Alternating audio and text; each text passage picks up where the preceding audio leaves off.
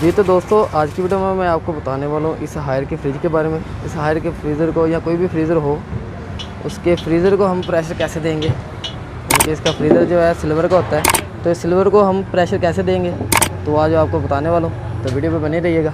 बिस्मिल्लाहिर्रहमानिर्रहीम। अस्सलाम वालेकुम दोस्तों, कैसे आप लोग सब। उम्मीद आप सब लोग खैरियत से होंगे। मेरा नाम है अब्दुर्रहमान और आप देख रहे हैं टैलेंट पाकिस्तान। जैसा कि आपको पता है, यहाँ से कैपरी की मदद से ऊपर जा रहा होता है प्रेशर फ्रीज़र के अंदर।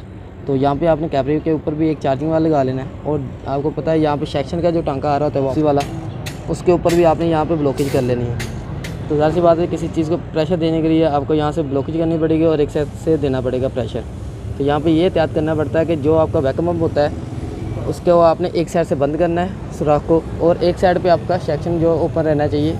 कोई भी एक रख सकते हैं, कोई मसला नहीं इसमें। कंप्रेसर आपने ऑन कर लेना है। यहाँ पे आप देख सकते हैं प्रेशर आ रहा है, ठीक है। यहाँ पे ये एहतियात करना पड़ता है, जब आपने कनेक्शन करने हैं उसके बाद जब आपने कंप्रेसर भी ऑन कर लेना है, तो आपने यहाँ पे इसके ऊपर सकिंग के ऊपर आपने हाथ लाजमी रखना है, ताकि थोड़ी थोड़ी मकदार में इसके अंदर प्रेशर जाए। अगर ज़्यादा मकदार में चला जाएगा तो सिल्वर वाला फ्रीज़र होता है तो वो फटने के चांसेस होते हैं। तो अभी आपको कनेक्शन करके बता देता हूँ इसके। तो यहाँ पे आपने ऐसे चार्जिंग लगा लेनी है, तो सेंटर में आपके गेज आ जाएगी इसके, और दूसरी लाइन जो आपने वो कंप्रेसर के ऊपर साथ अटैच कर लेनी है यहाँ पे डिस्चार्ज के ऊपर।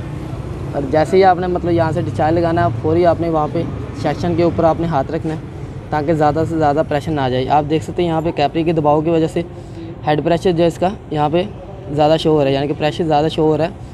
अभी जैसे मैं थोड़ा सा वहाँ से सकिंग छोड़ूंगा इसकी, तो प्रेशर ज़्यादा होगा। ऐसे आपने थोड़ा थोड़ा करके छोड़ना है, क्योंकि अगर आप फौरी यहाँ से छोड़ देंगे ये हाथ को, तो यहाँ पे प्रेशर का हेड प्रेशर जो है वो ज़्यादा शो होगा। आपको मैक्सिमम पता नहीं चल पाएगा कितना प्रेशर हो गया। एक मतलब छोड़ना ज़रा भाई, ये छोड़ दिया, और छोड़ दो ज़रा, और छोड़ दो। ये देखिए छोड़ी जा रहे हैं, तो ज़्यादा से ज़्यादा जल्दी से जल्दी ऊपर जा रहा है प्रेशर। क्यों हो रहा है इतना ज़्यादा जल्दी? ये कैपरी की ब्लॉकेज की वजह से यहाँ पे हेड प्रेशर जो है वो ज़्यादा शो हो रहा है। तो मतलब यहाँ से जो प्रेशर ब्लॉकेज की वजह से रुक रहा है, यहाँ पे वो जब ऊपर वाली साइड पे वापस चला जाएगा तो यहाँ पे हेड प्रेशर ठीक है से शो होगा कि इसके अंदर 100 प्रेशर है या 50 प्रेशर है या 150 प्रेशर है, ठीक है। तो मैक्सिमम इसको 100 प्रेशर देना है, क्योंकि ज़्यादा प्रेशर देंगे तो सिल्वर जो फटने के चांसेस होते हैं, लीकेज होने के चांसेस हो जाएंगे। इसी वजह से आपको यहाँ पर हाथ लाजमी रखना है कि जैसे ही आपको पता चल पाए कि यहाँ पर प्रेशर अब 100 हो गया या 50 हो गया या 150 हो गया, तो आपने मतलब मैक्सिमम यहाँ पर 100 प्रेशर देना है। तो अभी तो ज़ाहिर सी बात है, आप देख सकते हैं ये ज़्यादा प्रेशर वापस से नहीं आ रहा, तो इसी वजह से आपने यहाँ पे हाथ नहीं छोड़ना, क्योंकि हाथ ज़्यादा छोड़ेंगे तो इसके ऊपर ज़्यादा प्रेशर चला जाएगा। यहाँ पे ब्लॉकेज नहीं है अभी, इसका जो ओरिजिनल हेड प्रेशर इसका यानी कि शो हो रहा है, गेज का प्रेशर जो शो हो रहा है फ्रीज़र के अंदर जो चला गया, ये वही प्रेशर शो हो रहा है, ठीक है। तो यहाँ से मैं गेज जैसे ही बंद करूँगा उसके बाद पता चलेगा कि इसके अंदर प्रेशर उतना ही है या कम है। अभी ये मैंने गेज बंद कर दी है, तो यहाँ पर आप देख सकते हैं अभी ये इसके अंदर लगभग 140 के करीब प्रेशर इसके अंदर चला गया, तो लगभग काफ़ी है।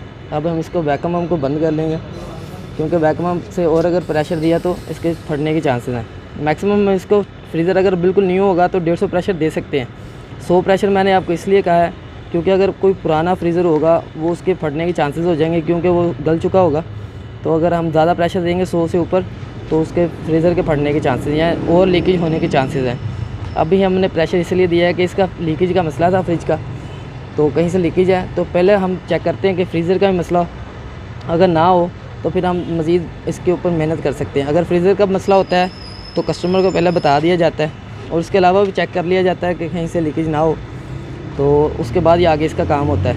तो अभी आप देख सकते हैं यहाँ पे 140 या 35 प्रेशर है इसके। यहाँ पे हम इसको पॉइंट को नोट कर लेंगे। इस पॉइंट को नोट करने के बाद हम इसको कोई आधा घंटा पौना घंटा रहने देंगे। अगर तो स्टिल रहेगा तो ये इसका फ्रीज़र ठीक है, अगर तो नहीं स्टिल रहा तो बैक हुआ तो ज़ाहिर सी बात कहीं ना कहीं से फ्रीज़र लीकेज है, तो इसका फ्रीज़र चेंज करना पड़ेगा। अगर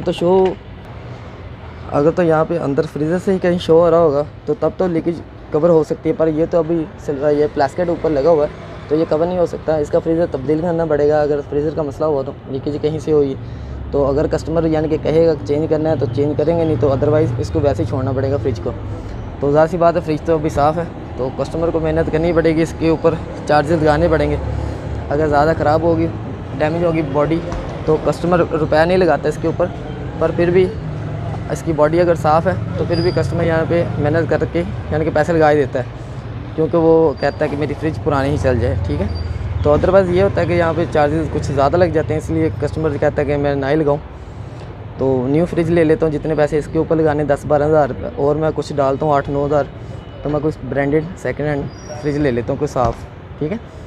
तो अदरवाइज़ इसका ये मैंने आपको सिर्फ यही बताना था कि फ्रीज़र को हमने प्रेशर किस मिकदार में देना है और किस तरह देना है। मज़ीद आपको उम्मीद करता हूँ समझ में आ गया होगा।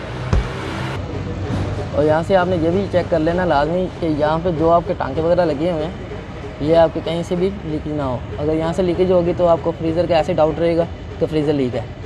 तो बेहतर है ऐसे ही आपको प्रेशर देना है फ्रीज़र के अंदर।